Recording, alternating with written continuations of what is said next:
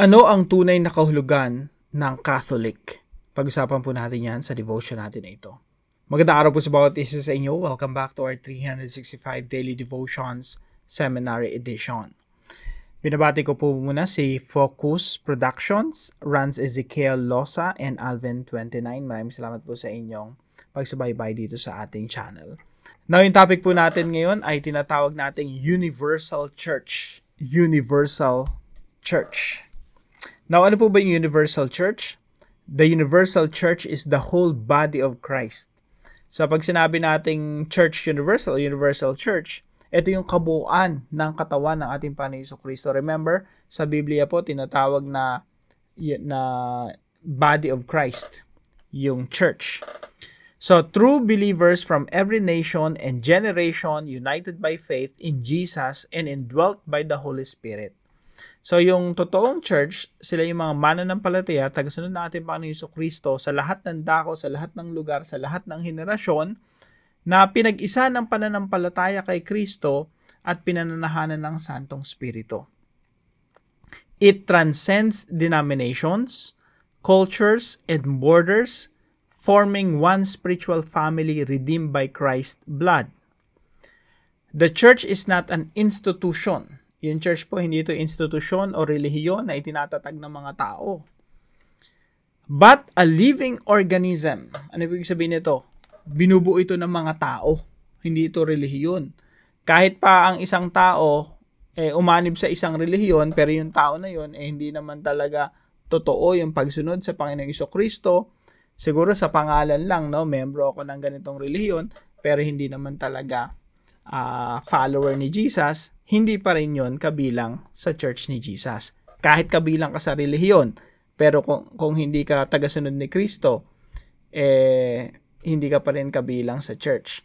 Pero kung follower ka ni Jesus, believer ka ni Jesus, kahit wala ka pang relihiyon na nakalagay sa'yo sa pangalan mo, kahit hindi ka nagpa-member sa kahit anong mga malalaking relihiyon sa mundo, member ka pa rin ng church ni Jesus. Kasi nga, yung church ni Jesus, it transcends denominations, cultures, and borders, forming one spiritual family redeemed by Christ's blood. So, the church is not an institution, it's a living organism with Christ as its head.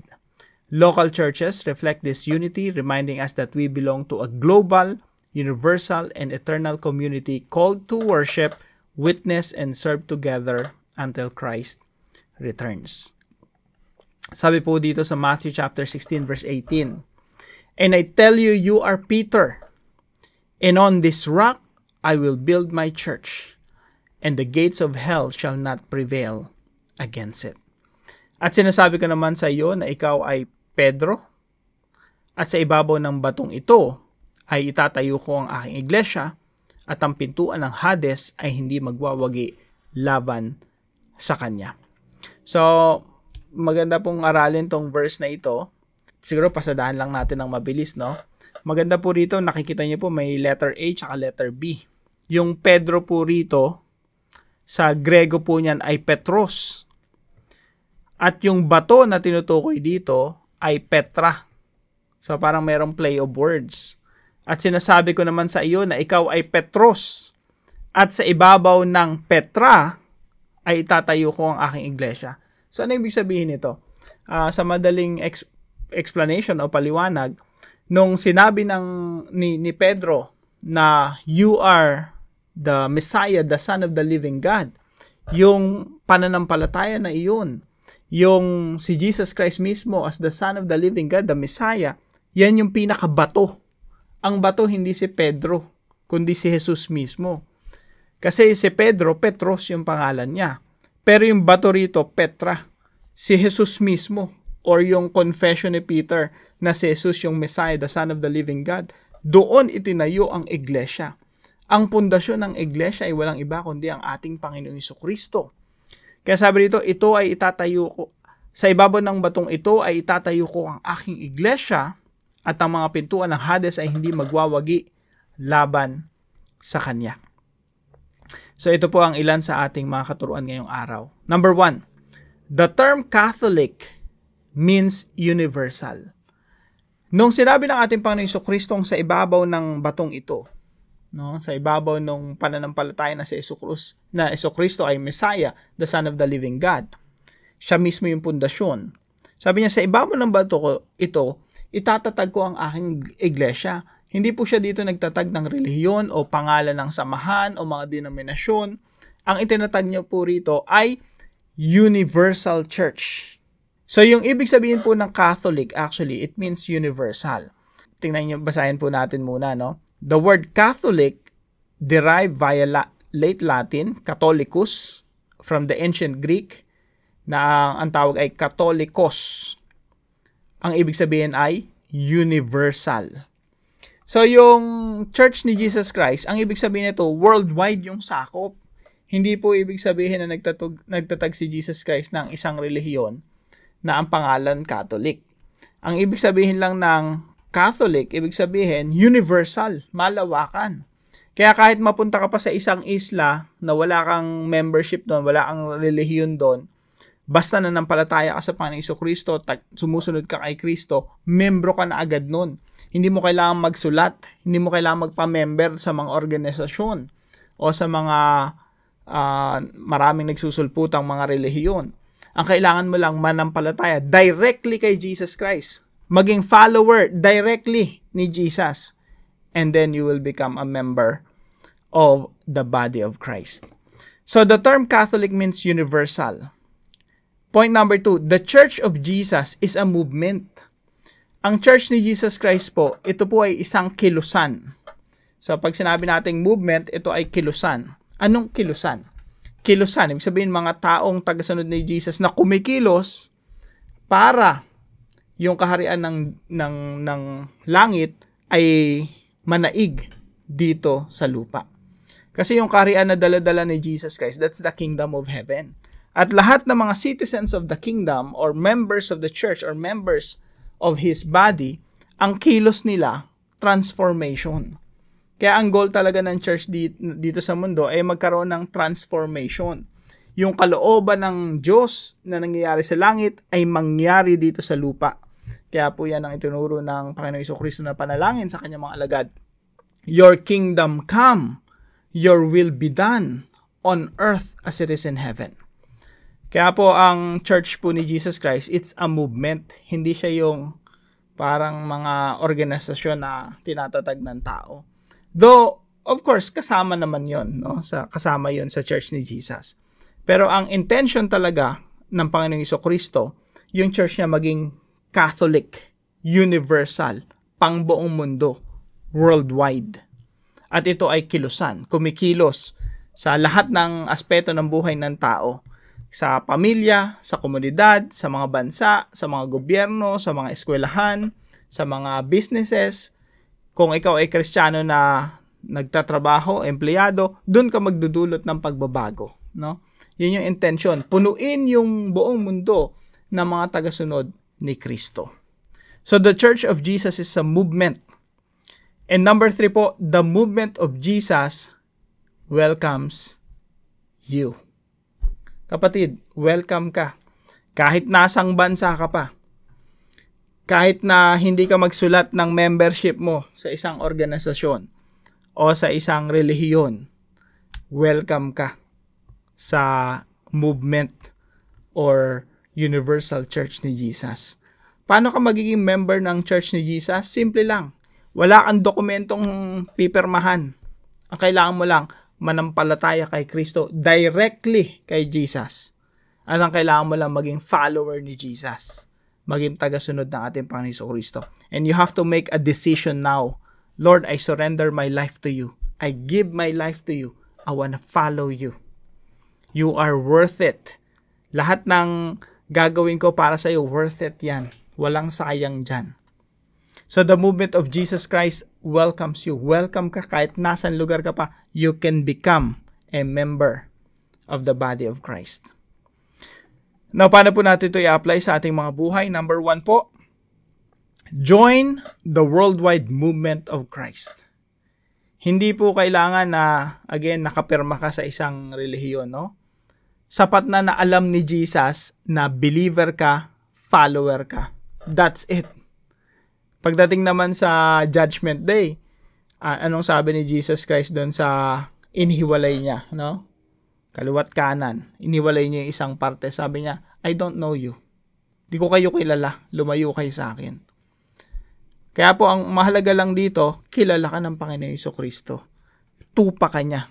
No? Tagasunod ka niya. Follower ka ni Jesus. So, join the worldwide movement of Christ. Kahit pa na-trap ka sa isang isla at walang kahit anong relihiyon doon, you can become a member of the body of Christ, of the Universal Church of Jesus. Kasi direct yun. Direct faith kay Jesus. Kailangan kilala ka ni Jesus bilang follower niya. So, pangalawa po, serve Christ by allotting 1 to 2 hours of Bible study. No? Ito po very practical lang. No? Kumbaga, practical side lang ng paglilingkod sa Panginoon. Hindi naman necessary na exactly ganito kasi maraming kaparaanan ng paglilingkod sa Panginoon. Pero ito po ay isang maaring natin gawin, practically speaking. Serve Christ by allotting 1 to 2 hours of Bible study. Pwedeng yung sala mo, i-open mo sa Bible study, no? Let's say, once a week, 1 oras, 2 oras. Na-invitein mo yung mga kapatid mo, kamag-anak mo, anak, ate, kuya. Kahit sino lang umattend doon, no? Mga 5 kayo, 10 kayo, or 15 kayo, magkakapamilya. Kung first time mo lang gagawin to, pwede mo nang panoorin tong devotion na ito, sama-sama kayong manood sa devotion na to, tapos i-discuss nyo. Kaya nga po merong discussion question dyan, tsaka alternative questions, para sa mga beginner, no? Hindi alam kung anong gagawin. Naging follower ka ni Jesus, nag-decide ka talaga na susunod ka kay Jesus kahapon lang, no? Ngayon, pwede ka na mag-start. Mag-alat ka lang ng 1 to 2 hours of Bible study sa bahay mo. Tapos pwede mong gamitin itong materials natin, itong mga videos natin. Tapos gagawin niya lang na, i-discuss niya lang. No? How can you become a useful part of Jesus Universal Church? What have you learned from this devotion? So mga ganun lang po. No? Kaya po sinisimplehan natin ito para mas mabilis lang talagang magamit na materials para sama-sama tayong lalago sa pananampalataya. So, 1 to 2 hours, not that much, no? Kayang-kaya natin yan. Point number 3, leave an indelible impact on the lives of others. Mag-iwan ka ng fingerprints mo sa kanila, ng impact mo sa kanila by introducing Jesus Christ to them. Leave an indelible impact. Magkaroon tayo, ang hirap na bubuhay tayo sa mundo pero wala tayong impact, no? Nabubuhay tayo dito sa mundo pero wala tayong i-influensyahan. Mga kapatid, tayo mga Kristiyano, tinawag na salt and light. Yung salt may influence, yung light may influence. Hindi pwedeng nagsindi ka ng ilaw pero madilim pa rin. Ang ilaw, automatic yan. Pag sumindi yan, natatalo niya yung kadiliman. Tayo po ay salt and light of this world. Kaya meron talagang impact, merong influence. So leave an indelible impact on the lives of others. Pag sinabi po nating indelible, ibig sabihin yan, hindi nabubura. Yung influence mo sa kanila, hindi na mo. Alam niyo ba, pag sinare mo yung gospel sa isang tao, at yung isang tao na yan naging mananampalataya, hindi yan mabubura, yung influence mo na yan, forever yan, for eternity yan. Habang buhay mo sila makakwentuhan doon sa perfect world, kasamang Panginoong Jesucristo, yung impact mo na yon, indelible. Hindi mabubura. It cannot be erased. It cannot be removed. So, leave an indelible impact on the lives of others. Now, para po sa ating discussion, how can you become a useful? Hindi lang basta maging parte ng movement ni Jesus, kundi useful. Kagamit-gamit. Useful part of Jesus Universal Church. Pag-usapan po natin yan sa ating mga discussion groups. At tayo po'y manalangin. Heavenly Father, thank you for making me part of your universal church. One body redeemed by Christ and united by your Spirit. Teach me to join your worldwide movement with joy, to serve you faithfully by devoting time to study your word with fellow believers every week, and to leave an indelible impact on the lives of others. Strengthen us to worship, witness, and serve until Christ returns. I pray this in Jesus' name. Amen and amen. Maraming salamat po sa bawat isa sa inyo na nakatutok dito sa ating daily devotions. I hope marami po kayo natututunan. And ma-appreciate ko po kung yung mga natututunan natin ay isi-share din po natin sa comment section right below this video. Magandang umaga po. Huwag po natin kalimutan na ibahagi itong devotion natin na ito sa ating mga mahal sa buhay at mga kaibigan. See you po tomorrow 5 a.m. dito sa ating daily devotions.